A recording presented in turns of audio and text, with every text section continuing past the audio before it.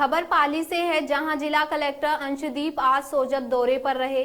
जिला कलेक्टर सबसे पहले उपखंड कार्यालय पहुंचे, जहां उपखंड अधिकारी के साथ चर्चा की और लोगों के साथ जन सुनवाई करते हुए उनकी समस्याओं को सुना गया। उसके बाद जिला कलेक्टर पुलिस थाना पहुंचे, जहां जवानों द्वारा जिला कलेक्टर को गार्ड ऑफ ऑनर दिया गया।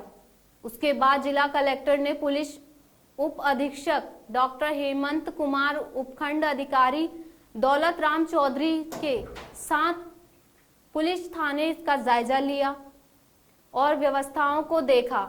उसके बाद जिला कलेक्टर नगर पालिका भवन पहुंचे, जहां चेयरमैन पति जुगल किशोर निकुम, ईओ विक्रम सिंह बिश्नोई सहित अन्य लोगों के साथ नगर पालिका से जुड़े मामले, आगामी दिनों से होने वाले प्रशासन शहरों के संघ कार्यक्रम को लेकर होने वाले प्रगति रिपोर्ट पर चर्चा की गई। इस दौरान कांग्रेस नेता गोविंद दबे ने कहा कि नगर पालिका द्वारा शुरू की गई आवास योजना में महिलाओं को भी आरक्षण देना था। इसको लेकर गोविंद दबे ने जिला कलेक्टर को ज्ञापन दिया है। जिला कलेक्टर अंशदीप ने कहा कि रूटीन कार्यक्रम के तहत आज सोजत में उपखंड कार्यालय पुलिस थाने में नगर पालिका का जायजा लिया और अधिकारियों के साथ बैठक ली गई। आगामी दिनों में होने वाले शहरों के संघ कार्यक्रम की तैयारियों के बारे में चर्चा की गई।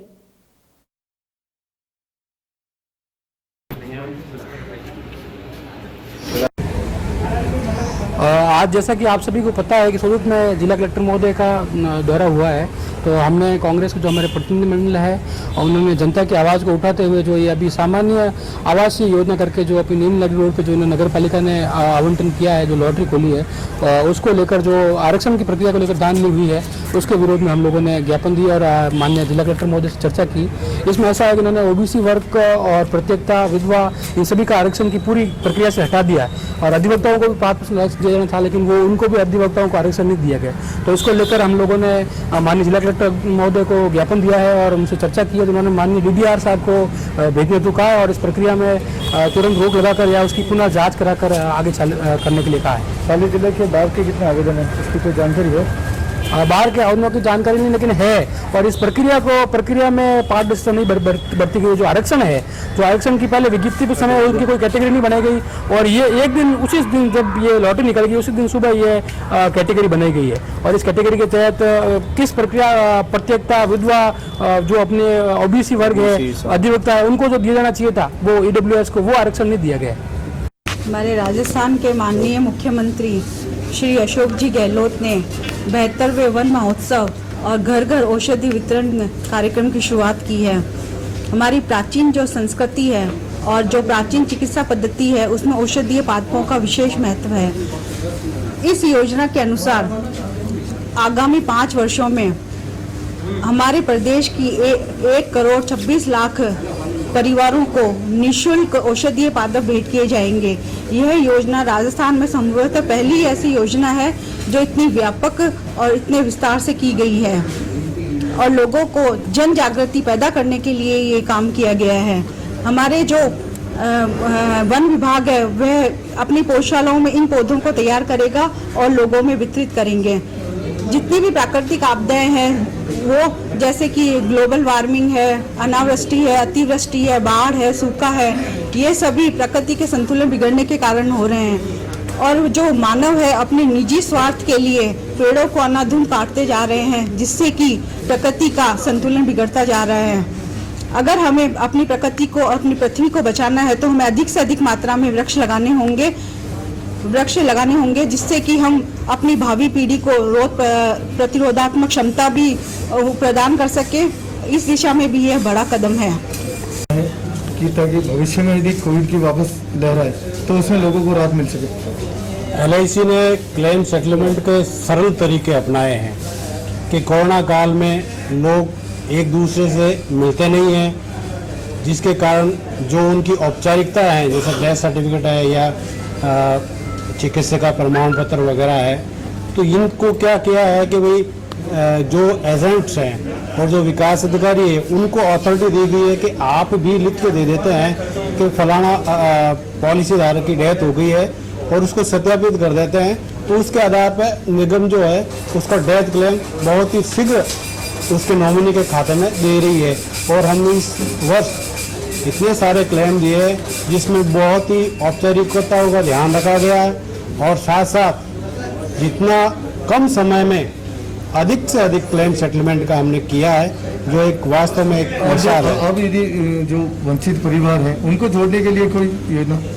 सभी सेगमेंट को और सभी सेगमेंट के अनुसार हमारी पॉलिसीज है और हर सेगमेंट के लिए, चाहे वो निम्न स्तर का हो या मध्यम स्तर का हो, चाहे उच्च स्तर का हो, हर सेगमेंट की अलग अलग पॉलिसीज है और उन पॉलिसीज को करने के लिए हमारे अभिकर्ता निरंतर प्रयासरत है। और हमारा जो निगम का एक ध्येय है कि 2030 तक प्रत्येक जीवन को पॉलिसी देना, जिसके लिए हम निरंतर प्रयासरत हैं और आने वाले समय में हिंदुस्तान के हर व्यक्ति को हम जीवन बीमा निगम पॉलिसी देंगे और देते रहेंगे, यही हमारा प्रयास है।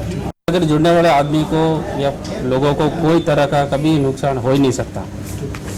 आपको सम्मानित किया गया है काम के लिए। कोविड काल में जो है किस तरह से जो आपकी LIC की पॉलिसी है वो लोगों के लिए वरदान साबित हो रही है? कोविड काल में LIC ने कस्टमर का इतना सहयोग किया है, मेरे हिसाब से हिंदुस्तान की कोई कंपनी नहीं कर सकती। इस कंपनी ने इतने सरल तरीके से लोगों के क्लेम सेटलमेंट किए हैं, मेरे हिसाब से किसी ब्रांच में कोई क्लेम पेंडिंग हो गए नहीं। आप क्या कहना चाहेंगे लोगों को? मैं लोगों से यही कहना चाहता हूँ कि आप ज़्यादा से ज़्यादा भारतीय जीवन बीमा निगम कंपनी से ही जुड़े। चाहे आप छोटा इंश्योरेंस लें, बड़ा इंश्योरेंस लें, जो भी इंश्योरेंस लें, जितना भी ले सके, आप सिर्फ इसी कंपनी में विश्वास करें। और एकमात्र यही संस्था है, इस संस्था ने क्लेम सेटलमेंट की मैं बात करूँ आपको तो बिना डेथ सर्टिफिकेट के पेमेंट कर दिए।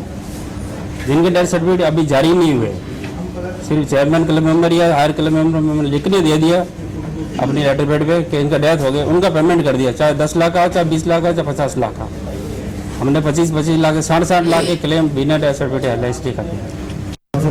किस तरह से वृक्षारोपण का कार्यक्रम किया गया और क्या इसमें जिम्मेदारी दी गई? राजस्थान सरकार के यशस्वी मुख्यमंत्री अशोक जी गहलोत साहब, राजस्थान सरकार के मुख्य सचिव माननीय नरेंद्र आर्य साहब और राजस्थान का ये संकल्प है सरकार का कि इस बार प्रदेश में ज़्यादा से ज़्यादा वृक्ष लगाकर जो गोलोमा उत्सव का जो कार्यक्रम सरकार ने जो चला रखा है, उसके तहत आज हम भारतीय जीवन बीमा निगम के कार्यालय में मैनेजर साहब के सानिध्य में हमने आज यहाँ वृक्षारोपण किया और एक संदेश दिया है कि भारतीय जीवन बीमा निगम लोगों की जीवन की सुरक्षा के साथ साथ आज से पर्यावरण का संकल्प भी लिया है कि भारतीय जीवन बीमा निगम के अधिकारी और कर्मचारी और जो LIC के जो एजेंट हैं, जो लोगों के जीवन की सुरक्षा कर रहे हैं, उसके साथ साथ ये पर्यावरण के साथ भी ये लोगों को संदेश देंगे कि भारतीय जीवन बीमा निगम के द्वारा लोगों के पर्यावरण की सुरक्षा के लिए भी आप सभी लोग कार्य करेंगे। आज यह इस बात का संकल्प लिया है कि हम ज्यादा से ज्यादा वृक्ष लगाकर जो लोगों में जो पर्यावरण की जो हमने जो कोरोना काल में जो स्थिति देखी है उससे किस तरीके से बचा जा सके, उसके लिए हमने ये काम किया है। यहाँ पे मैं भारतीय जीवन बीमा के अधिकारी और समस्त स्टाफ को इस बात के लिए साधुवाद और धन्यवाद दूंगा और विशेष तौर से कि अभी जो इस वित्तीय वर्ष में जो इंश्योरेंस जो हुए हैं, बीमा जो हुए हैं, उसमें हमारे जो साथी है भाई हरिराम जी ने जो सबसे बेहतर काम किया है, इसके लिए उनको बहुत बधाई और बहुत शुभकामनाएं। और इसी तरह से भारतीय जीवन बीमा निगम लोगों के जीवन की सुरक्षा के साथ साथ वेलफेयर के काम भी करती है और इस वेलफेयर के काम में हम चाहेंगे कि आप पर्यावरण के रूप में शोरत को गोद लेके जहां भी अपन को जगह दिखे, हम LIC के बैनर तले वहां ज्यादा से ज्यादा वृक्ष लगाकर शोरत को हरा भरा बनाने का संकल्प लेंगे और यही प्रयास हम आगे जारी हमारा रखेंगे। हमने इससे पहले कई थानों में, कई विद्यालयों में और सभी जगह हमारा कार्यक्रम जारी है और